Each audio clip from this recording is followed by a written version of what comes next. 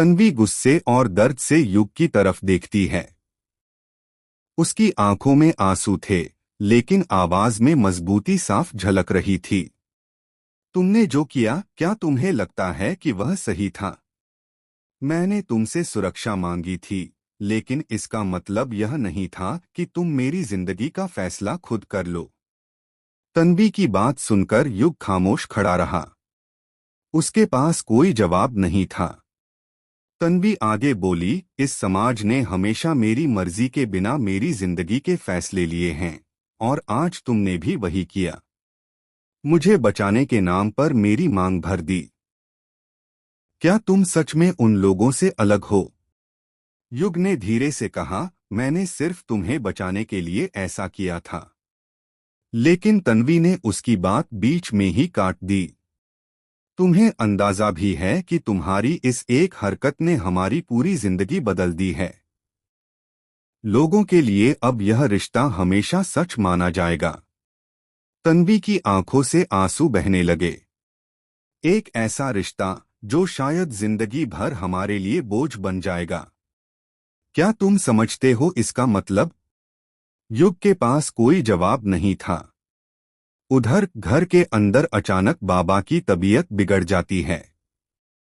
सभी घबरा जाते हैं। जल्दी पानी लाओ, कोई जोर से चिल्लाता है। डॉक्टर की बात सबको याद आती है कि अगर बाबा को दूसरा हार्ट अटैक आया तो उनकी जान को खतरा हो सकता है। कुछ देर बाद डॉक्टर बताते हैं कि बाबा अब खतरे से बाहर हैं, लेकिन उन्हें किसी भी तरह का तनाव नहीं दिया जा सकता। इसी बीच युग तन्वी से कहता है, अगर तुम चाहो तो यहाँ से जा सकती हो। तुम्हारा इस घर से कोई रिश्ता नहीं है। वह दरवाजे की तरफ इशारा करता है। वह रहा दरवाजा। बाहर तुम्हारी आजादी तुम्हारा इंतजार कर रही है। तन्वी कुछ कदम बढ़ाती है, लेकिन तभी उसे बाबा की हालत याद आ जाती है। वह रुक जाती है। मैं कैसे चली जाऊं? अभी कुछ देर पहले ही वो जिंदगी और मौत से लड़ रहे थे। युग समझाने की कोशिश करता है, इस दुनिया में हर कोई सिर्फ अपने बारे में सोचता है। लेकिन तन्वी जवाब देती है, मैं उस दुनिया को जानती हूं जहां अच्छाई और इंसानियत अभी भी जिंदा है। थोड़ी देर बाद बाबा खुद तन्वी से मिलने आते हैं। कमजोर आवाज में बाबा कहते हैं, मैं जानता हूं कि मेरे परिवार ने तुम्हारे साथ बहुत गलत किया है। मैं उसे बदल नहीं सकता, लेकिन तुम्हें तुम्हारा सम्मान वापस दिलाने की कोशिश जरूर कर सकता हूं। बाबा हाथ जोड़ लेते हैं। मैं तुमसे विनती करता हूं, इस घर को छोड़कर मत जाओ। अगर तुम चली गई तो दोनों परिवारों की इज्जत मिट्टी में मिल जाएगी। तन्वी असमंजस में पड़ जाती है।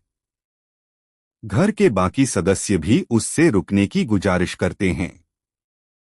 सबकी बातें सुनकर आखिरकार तन्वी कुछ समय के लिए रुकने का फैसला करती है। लेकिन उसके मन में अब भी कई सवाल थे। क्या यह रिश्ता कभी दिल से स्वीकार किया जा सकेगा? क्या युग और तन्वी के बीच की दूरियां कभी खत्म होंगी? या फिर यह रिश्ता सिर्फ एक मजबूरी बनकर रह जाएगा? इन सभी सवालों के जवाब जानने के लिए देखते रहिए 30 के पार जब मिला प्यार।